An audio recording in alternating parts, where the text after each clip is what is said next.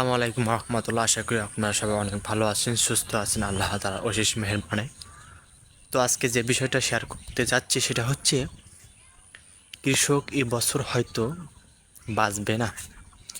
কারণ আমি গত একটা ভিডিওতে বলেছিলাম যে বছর ধানের দাম ছিল হচ্ছে 1,1200 টাকা এরকমকা। তো সেদিন আমি গত পরশু দিন আমি গুদামে গিয়েছিলাম, সেখানে ধানের দাম বলতেছে 700-800 টাকা এরকমকা ধানের দাম বলতেছে। তো সেক্ষেত্রে 1 বিঘা জমির মধ্যে ধান ধরেন সর্বোচ্চ 18 মণ হবে চিকনটা, সেক্ষেত্রে 700 টাকা দাম হলে আপনার দাম আসে হচ্ছে 12,600 টাকার মতো, এরকম মনে হচ্ছে সম্ভব হবে। তো এরকমকার দাম আসে। আসলে কি কৃষক কি বেঁচে থাকবে? থাকবে না।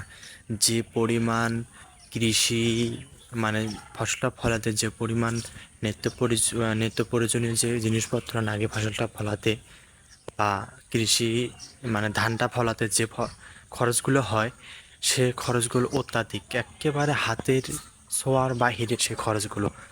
তো আসলে এখনও আবার ফির বৃষ্টিপাত হচ্ছে। তো এখনও হলো আমাদের দিকে একটা শ্রমিকের দাম হচ্ছে 700 টাকা করে।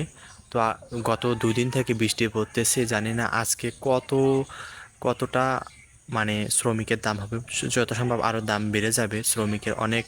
এখনও অনেকে ধান কাটা মানে বাকি আছে, কেউ এখনও ধান কাটতে পারেনি। যারা মানে একটু মোটা ধান করছে, হাইব্রিড বা মানে মোটা জাতীয় ধান করছে, সেগুলো এখনও কিন্তু কাটতে পারেনি। শুধু সেক্ষেত্রে তাদের জন্য আরও দুর্ভোগ যে এই যে ধানগুলো কাটবে আবার শুকানি একটা ভেজাল, আবার মানে ওগুলো শুকিয়ে আবার বাজারজাত করা, মানে আরও তারা দাম পাবে না।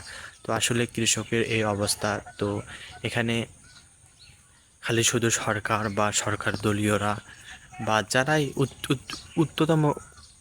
ঊর্ধ্বতম কর্মকর্তা আছে তারা শুধু বলে যে কৃষক বাঁচলে দেশ বাঁচবে। আসলে বাস্তবে কৃষক বাঁচে